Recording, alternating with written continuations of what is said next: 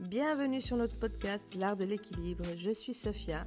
Et moi, Nathalie. Nous sommes thérapeutes en polarité, une approche psychocorporelle qui aide à harmoniser corps et émotions. Dans ce podcast, nous partageons interviews, témoignages et conseils pour mieux comprendre cette thérapie et vous expliquer pourquoi cette thérapie nous tient tant à cœur. Vous êtes prêts? Alors découvrons ensemble le monde de la polarité. Pour nous contacter ou en savoir plus sur nos accompagnements, tous les liens sont dans la description de cet épisode. Alors départ pour ce beau voyage. Aujourd'hui, on avait envie de faire une petite respiration dans le fil du podcast. Après plusieurs témoignages, plusieurs regards et plusieurs expériences autour de la polarité, on a ressenti le besoin de revenir au corps, au vécu et de vous parler du yoga polarité. Cette discipline fait partie de l'un des 5 piliers de la polarité, tel que l'a transmise le Dr Stone. Ce sont des exercices très simples en apparence, mais profondément efficaces pour stimuler et équilibrer l'énergie vitale. Ce qui nous touche beaucoup dans cette approche, c'est qu'elle redonne à la personne une vraie autonomie, une capacité à prendre soin d'elle à son rythme. Oui, et c'est important de dire tout de suite que le yoga polarité, c'est pas un yoga de performance. Et aussi de préciser qu'il ne cherche pas à reproduire des postures de yoga traditionnelles telles qu'on les connaît. On peut parfois retrouver des formes simples, mais c'est jamais l'objectif. Ce qui compte, c'est pas la posture en elle-même, mais la qualité de présence, de respiration et de ressenti. Il y a du mouvement, bien sûr, le corps est engagé, mais toujours sans forcer. On est vraiment dans une pratique d'écoute plus méditative que performante, qui reste accessible et adaptable à chacun, quel que soit son âge ou sa condition physique. Effectivement, le Dr Stone parlait de l'effort sans effort, et cette phrase résume très bien l'esprit de la pratique. On ne cherche pas à aller plus loin, plus fort, plus intense. Si un exercice devient difficile, s'il provoque des douleurs, de l'inconfort ou des tensions, c'est une invitation à ralentir, à faire moins ou simplement à s'arrêter. Dans le yoga polarité, c'est pas le corps qui doit s'adapter à l'exercice, mais l'exercice qui s'adapte à l'état énergétique du moment. Et ce qui est très beau, c'est que la capacité évolue naturellement avec une pratique régulière. Ce qui est important de dire aussi, c'est que l'intensité n'est jamais imposée. 2 personnes peuvent faire le même exercice et le vivre de manière complètement différente. Le yoga polarité s'adapte à l'état du moment,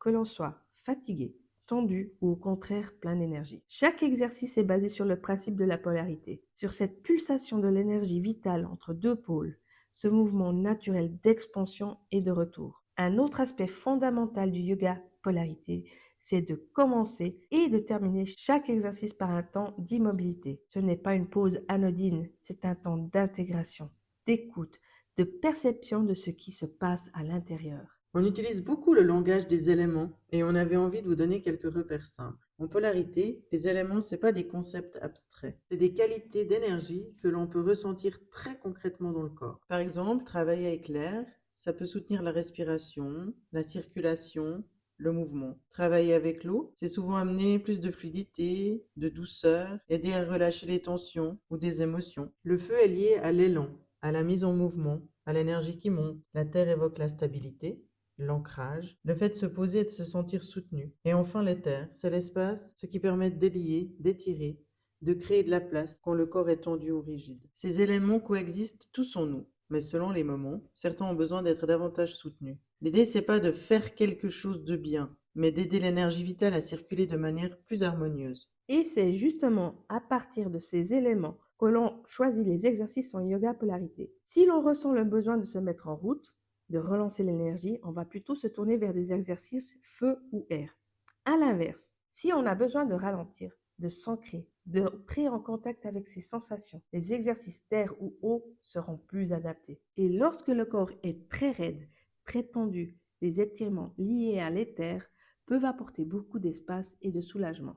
Il n'y a pas de protocole figé, pas de bonne ou de mauvaise façon de faire. Il y a seulement une écoute de ce qui est juste pour l'instant présent. Et c'est aussi pour ça qu'aujourd'hui, on n'avait pas envie de vous décrire des exercices précis. Le yoga polarité se découvre mieux dans la présence, avec une guidance adaptée, parce que chaque corps est différent et chaque ressenti est unique. Ce qu'on peut dire en revanche, c'est que grâce à ces exercices, on peut ressentir de nouvelles sensations de vitalité, de circulation, de détente, parfois très subtiles et parfois très évidentes. Une relation très fine au corps et à l'énergie se met en place petit à petit. À partir de ce mois de janvier, chacune de notre côté, On commence à transmettre le yoga polarité dans nos pratiques. Et ce podcast, c'est aussi une manière de semer des graines, de vous inviter à découvrir cette approche sans rien imposer. Pour aujourd'hui, on avait surtout envie de vous partager l'esprit du yoga polarité. C'est pas une thérapie au sens médical du terme, c'est une pratique profondément soutenante qui peut accompagner un mieux-être global, autant physique qu'émotionnel.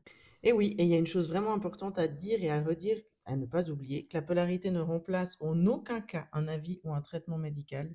C'est une thérapie complémentaire qui peut aider à mieux vivre certains effets négatifs liés à certains traitements.